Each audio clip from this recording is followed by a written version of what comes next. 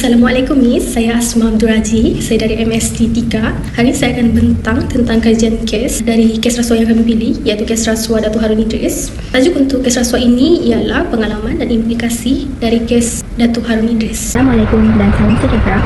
Saya Nur Syamila dan saya akan bentangkan pengenalan bagi tajuk kami, iaitu pengalaman dan implikasi kes Datuk Harun Idris. Datuk Seri Haji Harun bin Haji Idris ialah Menteri Besar Selangor yang ke-8 dan juga merupakan ahli politik dan pejuang Melayu yang terkenal. Beliau lahir pada 22 Disember 1925 di Mukim Petaling, daerah Kuala Lumpur, Selangor. Datin Sri Salma merupakan isteri beliau dan pasangan suami isteri ini dikurniakan selama 6 orang anak. Okey, pada awalnya beliau mula bekerja dengan perkhidmatan pentadbiran Melayu pada tahun 1948. Okey, beliau Datuk Harun Idris belajar undang-undang di Middle Temple, London, United Kingdom pada tahun 1953 hingga 1955.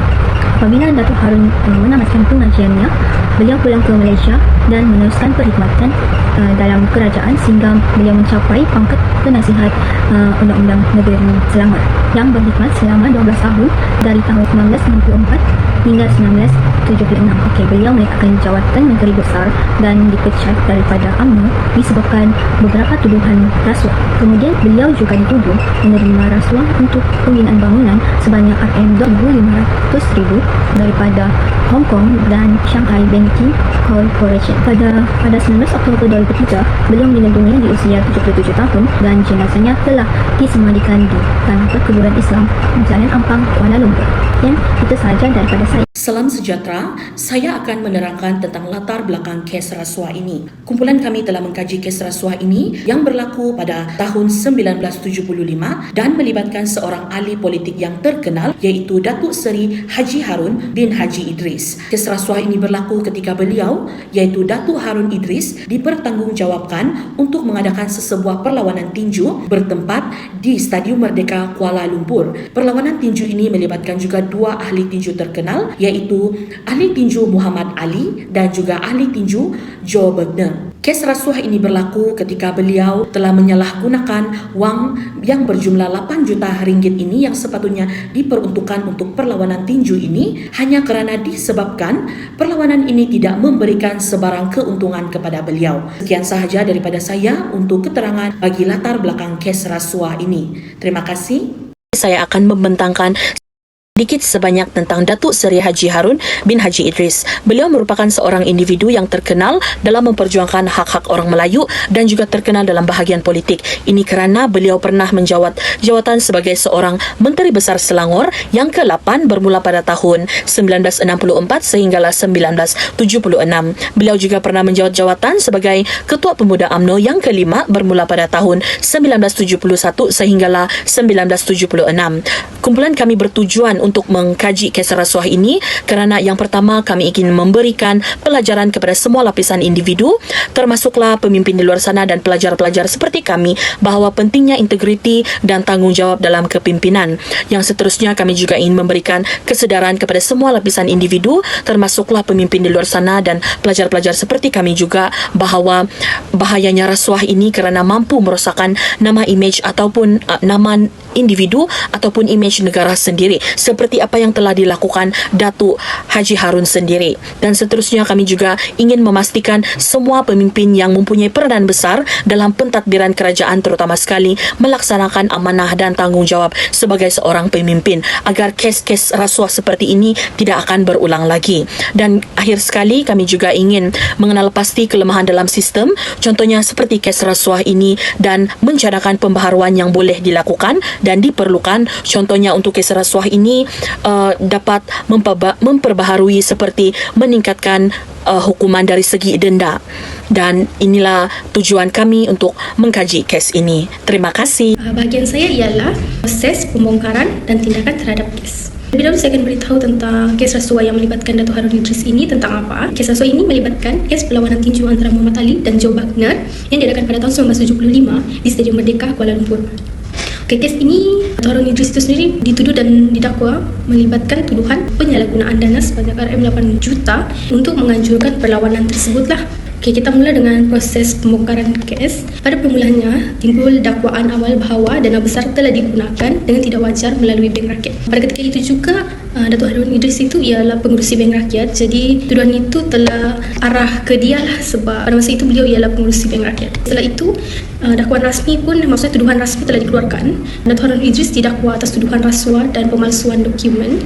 Lanjut terhadap tindakan terhadap kes, keputusan mahkamah, kes dibawa ke Mahkamah Persekutuan yang mendapati beliau bersalah dan hukuman yang beliau perolehi ialah pada tahun 1977 pula, 2 tahun selepas itu beliau dijatuhi hukuman 6 tahun penjara, 2 tahun penjara untuk kes rasuah dan 4 tahun penjara untuk kes pemalsuan dokumen. Dalam masa itu juga, beliau juga didakwa meminta dan menerima rasuah daripada Hong Kong dan Shanghai Corporation.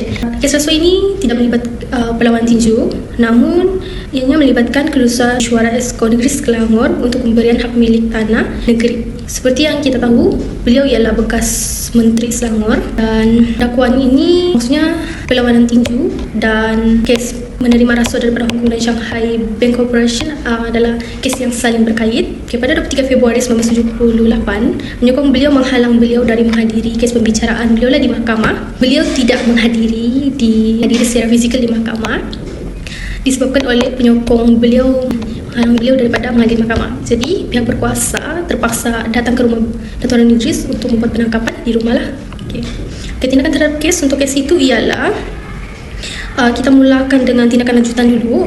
Beliau pernah membuat rayuan kepada Majlis Privy di London namun ditolak dan beliau ditempatkan di penjara Kudus. Setelah itu beliau dipenjarakan selepas bebas dari hospital pada 20 Mac 1978 yang menyebabkan penangkapan beliau di ruang. Maksudnya pihak berkuasa itu tidak dapat menangkap beliau dari tuduhan dari kes beliau meminta dan menerima rasuah daripada Hong Kong dan Shanghai Bank Corporation. Beliau mendapat tambahan 2 tahun penjara kerana menerima rasuah sebanyak 250,000. Implikasi kes daripada ini ialah kita hendaklah lulus dan berintegriti dalam memegang dan janganlah kita menggunakan jawatan kita untuk melakukan perkara yang tidak sepatutnya. Maksudnya jangan mengambil dana daripada duit orang lain untuk melakukan perkara yang kita ingini dengan sewenang-wenangnya. Itu sahaja dari saya. Sekian, terima kasih. Terdapat 2 faktor yang menyebabkan kes ini berlaku. Antara faktor pertama yang menyebabkan kes ini berlaku ialah program tidak mendapat keuntungan karena tidak ada pernyataan daripada pihak individu yang ingin melihat pertandingan ini. Pada masa yang sama, beliau telah menerima rasuah sebanyak 250,000 daripada perdagangan Hong Kong dan Shanghai dan telah dipenjarakan selama 2 tahun.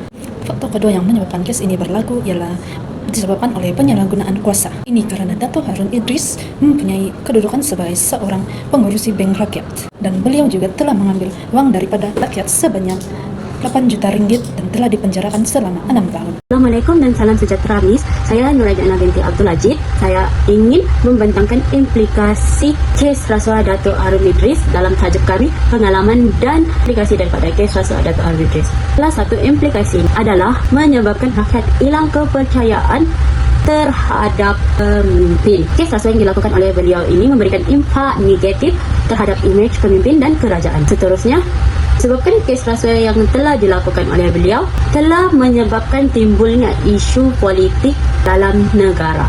Hal ini kerana Datuk Harun Idris merupakan salah satu ahli politik dari UMNO.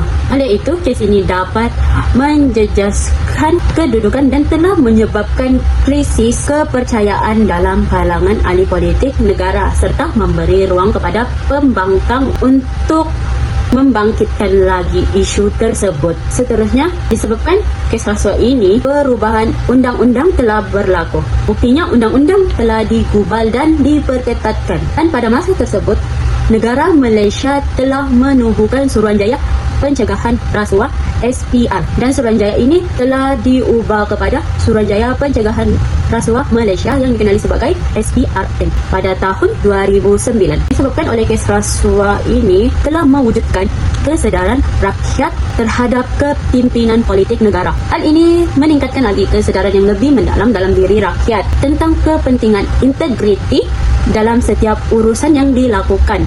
Oleh itu, disebabkan ketiadaan integriti dalam kepimpinan beliau telah menyebabkan segelintir rakyat ini berani untuk menyuarakan pendapat dan ketidakpuasan hati berkaitan dengan politik yang dijalankan di negara. Okey. Oleh itu, kes rasuah yang berlaku disebabkan oleh beliau ini menjadikan rakyat Malaysia pada hari ini berwaspada tentang bahayanya melakukan rasuah terhadap diri dan negara kerana dapat memberikan impak yang besar dan menjejaskan ekonomi negara. Terdapat 3 perkara yang kita pelajari daripada kes ini. Pelajaran pertama yang kita dapat daripada kes ini ialah kita haruslah menjadi pemimpin yang bertanggung jawab dalam melaksanakan tugasan kita. Hal ini demikian supaya rakyat dapat memberikan kepercayaan sepenuhnya kepada kita. Dan pada masa yang sama, kita amanah dan integriti kita boleh terjaga. Pengajaran kedua yang kita boleh ambil daripada kes ini ialah undang-undang haruslah dikuatkuasakan tanpa mengira jawatan yang kita perlu, karena Datuk Harun Idris merupakan seorang pengurusi bank rakyat dan haruslah dipantau oleh jawatan tertinggi yang berkuat kuasa seperti memasang alat pemantauan CCTV di dalam pejabat walaupun telah mendapat kepercayaan daripada pekerja dan rakyat. Pengajaran terakhir yang kita boleh dapat daripada kes rasuah Datuk Harun Idris ialah penekanan kepada anti rasuah amatlah penting di dalam pendidikan. Hal ini demikian supaya mereka mempunyai kesadaran terhadap anti rasuah dalam negara. Contohnya seperti rumah mendidik anak-anak semenjak awal persekolahan lagi dalam mata pelajaran pendidikan moral dan pendidikan sivik.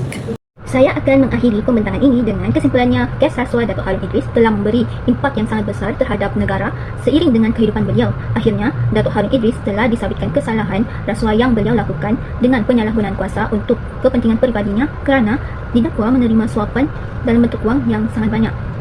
Oleh itu, Datuk Harun Idris telah disabitkan dengan 6 tuduhan rasuah serta dijatuhkan hukuman penjara selama 6 tahun. Namun, hal ini memberi pengajaran kepada kita agar tidak melakukan kegiatan rasuah demi kepentingan sendiri dan belajar mengenai integriti dalam pemerintahan serta pentingnya menangani isu rasuah dalam kalangan semua pemimpin negara maupun rakyat. Sekian, itu sahaja pembentangan daripada kumpulan kami.